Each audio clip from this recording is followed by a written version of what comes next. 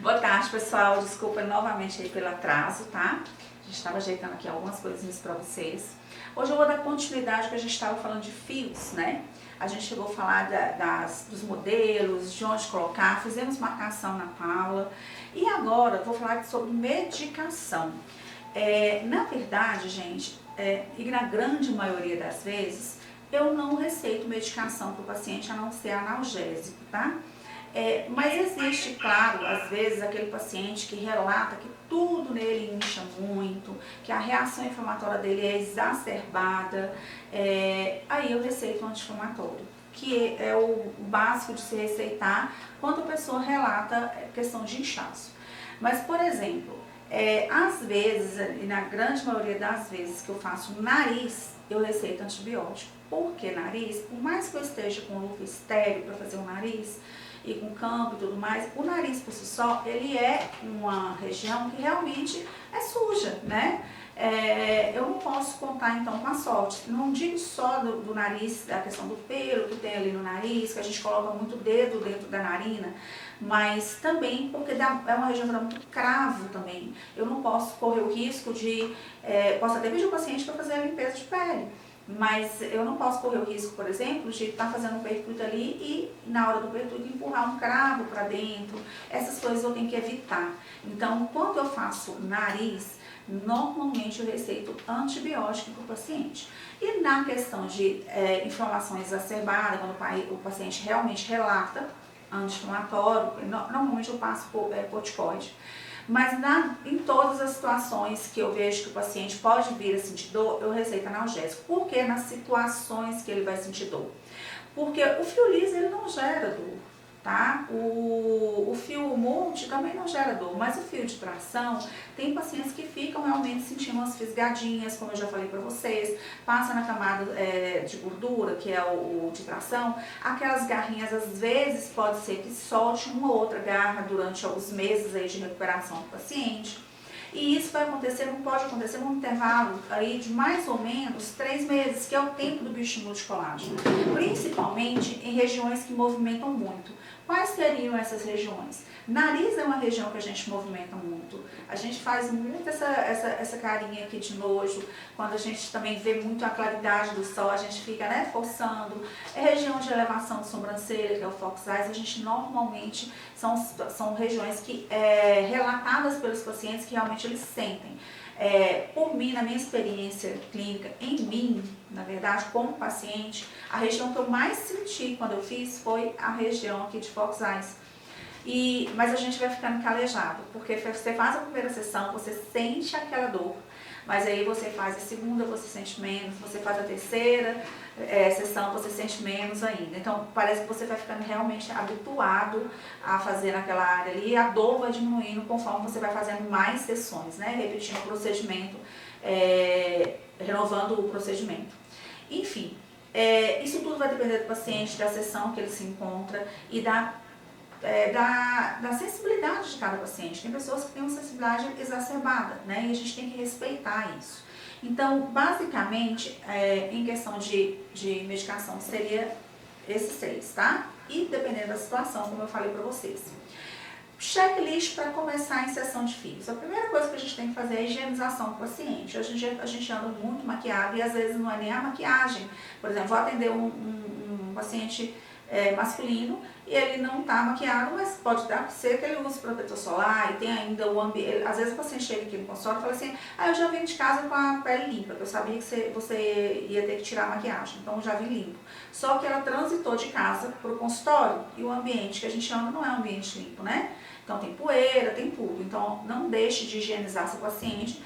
E aí, gente, é o seguinte: removo toda a maquiagem do paciente, passo depois ou uma clorexidina 2% ou então um álcool 70. Eu amo o álcool 70, porque eu acho que depois que você passa o álcool fica mais fácil de desenhar com a canetinha no paciente ou com um lápis. Quando você passa a clorexidina, ela não permite desenhar muito bem, porque ela é aquosa e ela fica mais molhadinha a região. E o lápis não desliza, a canetinha não desenha tão bem quando é a clorexidina.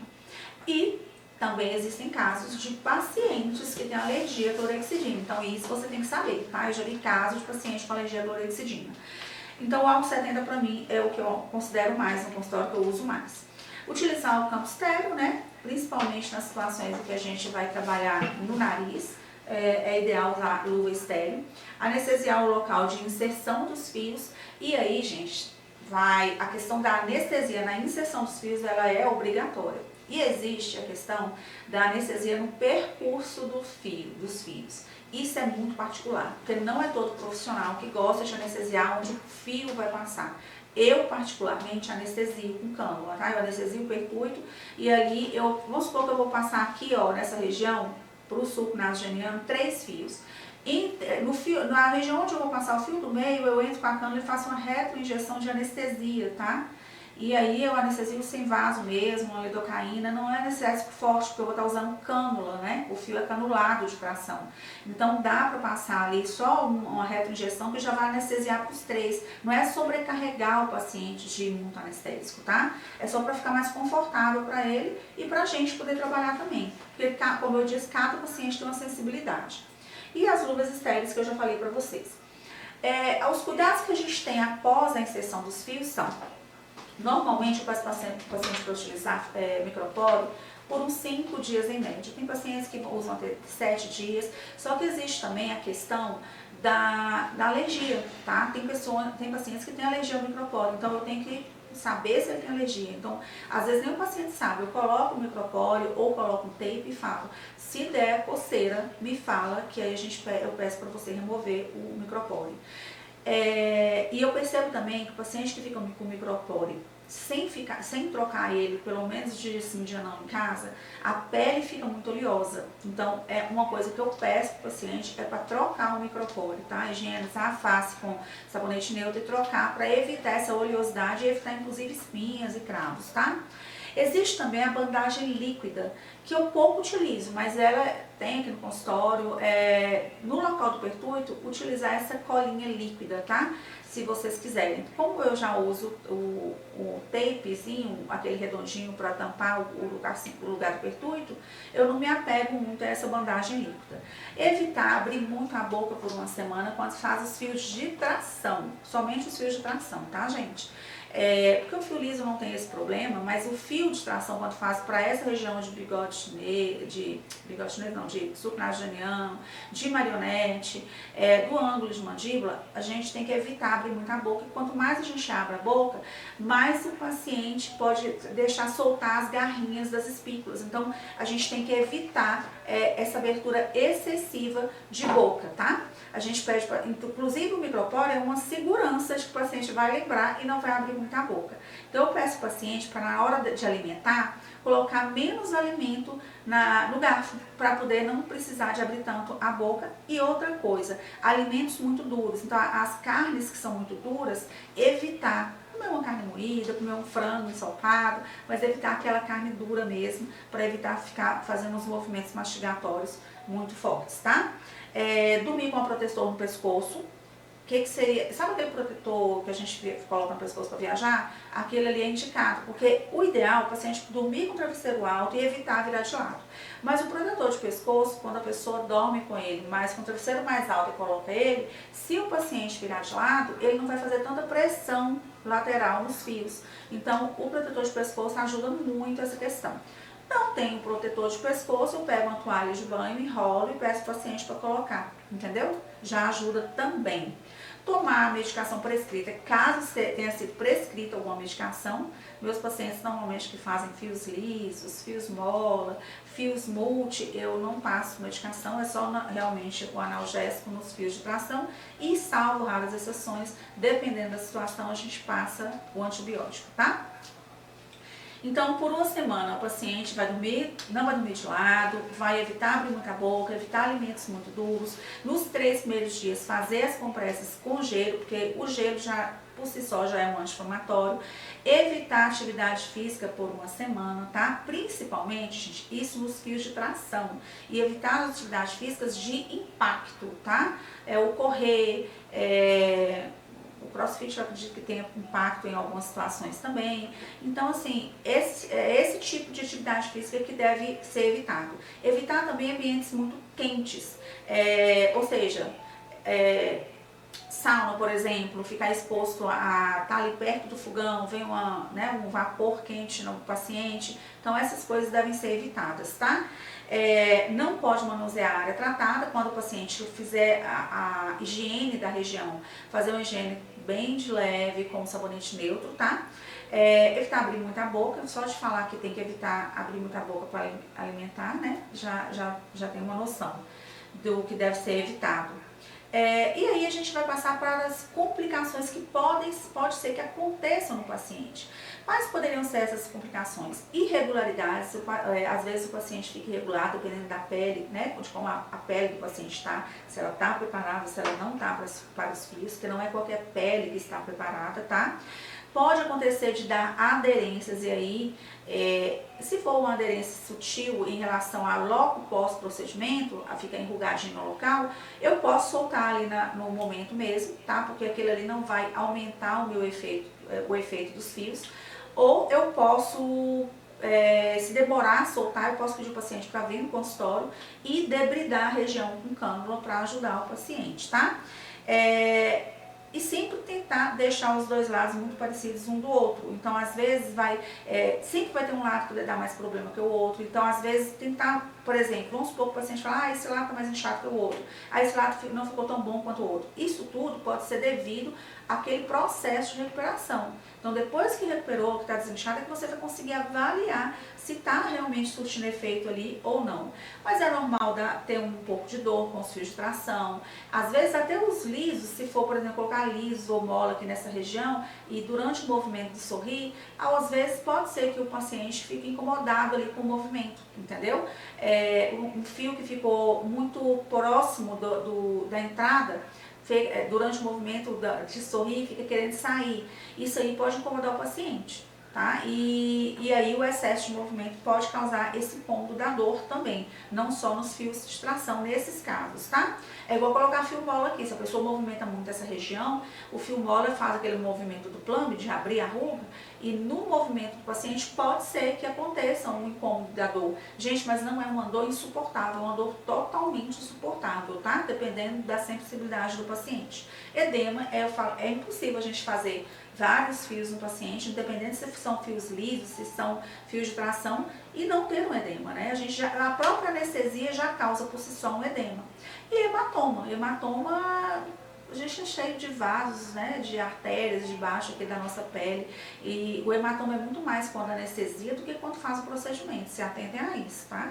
Então, o hematoma é bem passível de acontecer. Quando acontece da gente ter algum problema com fios e ter que remover, normalmente pode acontecer isso em fios de tração. Passa à frente, esse aí, ó. Pode acontecer isso em fios de tração. Ou fios muito robustos, lisos também, tá? Esse paciente, ele fez o fio na região de nariz e também na região frontal. E um deles começou a apontar na área da glabela, tá? E ficava alterando o relevo e vermelho na região. Então, o que foi feito? Eu fiz um pertuito ali, anestesiei, e com uma agulha de crochê, eu mandei fazer o Pedro de São Paulo que faz essa, olha lá o fio saindo, ó, faz essa agulha, ele pega uma agulha com uma ponta de crochê fininha e coloca um cabo nela pra gente conseguir remover, porque a agulha de crochê, ela tem a bundinha dela é redonda, então ela não vai dilacerar os tecidos ao redor, então eu só entro ali para procurar o fio. Então assim, não é caçar a agulha no palheiro, tá, gente? Quando o fio é muito grosso, é mais fácil de achar. E detalhe, quando a gente coloca o fio ele tá roxo. Depois que passou uma semana, ele fica transparente, então fica mais difícil ainda. Agora, imagina um fio liso. Um fio liso é mais difícil ainda de achar. Mas pode fazer esse... aqui. Agulha de crochê? A agulha de crochê, a gente pega... Ela tem um ganchinho. Ela tem um ganchinho que você vai lá e puxa o fio, sabe? E ela tem a bundinha, a parte de trás dela arredondada, então ela não fica dilacerando os tecidos ao redor, tá? Eu mando fazer isso, quem quiser depois me pedir o contato lá no YouTube ou até aqui no Instagram, é só me chamar e pedir que eu passo o contato de quem faz essa agulha de crochê. Porque na verdade a agulha, gente, ela é muito flexível, tá? A que a gente faz essa remoção, ela tem que ser a menorzinha. E o Pedro, lá de São Paulo, ele pega essa agulha e faz ela como se fosse um cabo, mas menos flexível, que aí você vai ter um suporte melhor para trabalhar, entendeu? Então vale a pena mandar fazer com ele. Eu só uso a agulha de crochê para tirar. Pra mim falar que eu não uso só agulha de crochê, às vezes eu tô em uma situação que eu tô num local que não tenha, aí eu utilizo uma cureta de dentina, mas não é a mesma coisa, tá? A agulha de crochê facilita muito a nossa vida. E fio liso é mais difícil ainda. Então, assim, o que eu aconselho quando precisar de fazer uma remoção de fio é fazer com ultrassom guiado, chamar um profissional que faz ultrassom, leva o ultrassom para o seu consultório e a pessoa pode estar te guiando ali para tirar. E outra coisa, não esperar muito para resolver o problema. Por quê? Quanto mais cedo resolver, menos hidrólise o fio sofreu, entendeu? E aí ele não vai estar quebradiço, ele vai estar inteiro, então fica fácil de você remover. Se esperar muito, principalmente fios lisos, que são bem fininhos, quanto mais tempo você espera, mais o processo de hidrólise ali está avançando, né? E aí quando você vai remover, ele está todo quebradiço. Mas já removi vários fios, igual a agulha no palheiro mesmo, tá? Tem hora que você resolve, igual esse vídeo aí, foi o quê? Questão de segundos. Mas já aconteceu, Paulinha, aquela vez que a gente removeu de uma paciente que fez um curso, quanto? Acho que umas duas horas de remoção, porque era fio liso. E foi assim, em e olheira. Várias pessoas tentaram. E aí várias pessoas tinham tentado. Então assim, foi em olheira, fio liso, sabe? O paciente realmente ter muita paciência, porque é sentar e ficar, para ir tentando remover, e é uma região muito sensível, né? Então eu tinha que ir devagar para poder achar. E puxava de um lado, a gente via, sentia o fio, mas não era fácil de remover. A gente tem esse vídeo que inclusive a gente depois vai disponibilizar ele em curso, tá, gente? No curso online. Não aqui, na verdade. Agora a gente vai ver aí alguns protocolos, né? Que, igual aqui, ó, por exemplo, a gente, para melhorar aquela pelezinha que eu falo para vocês, que fica aqui no pescoço, a gente pode fazer uma trama aqui para poder, de fios lisos, até aqui embaixo, para conseguir melhorar aquela pelezinha no pescoço. E sair bioestimulando geral com fios lisos também pode, tá? Já tô aqui no meu limite. Isso aí já, ó. Fazendo essa traminha que eu falei pra vocês, posso passar próximo só para exemplificar, que eu falei pra vocês, fazendo essa trama nessa região, pra vocês verem aí, foram, se eu não me engano, 20 fios, e no outro caso foram quase 40 fios. Então assim, depende do tamanho do pescoço, depende se a área que você quer melhorar é só aqui ou aqui, então vai estendendo, essa quantidade ela tem que ser grande. Acho que essa foto aí mostra. E aqui nessa lateral aqui vocês veem que tem fio de tração também, então pode colocar fio de tração também nessa questão aí para ajudar a puxar essa pelezinha que incomoda. Acho que por hoje é só e a gente volta amanhã, né? Amanhã vão ser diferentes protocolos? A gente vai continuar, na verdade, falando de vários protocolos de fios de tração, de fios lisos, de fios multi, desenhos, na verdade, e se der a gente passa algum vídeo para vocês verem. Tá bom? 40 fios, misericórdia, sim. 40, mas deixa eu te falar, é pouco 40. Como eu falei, se você pegar aqui, ó, só nesse mechinha de cabelo tem muito mais que 40 fios. Então, não é muito. Tá bom. Obrigada, gente. Até amanhã.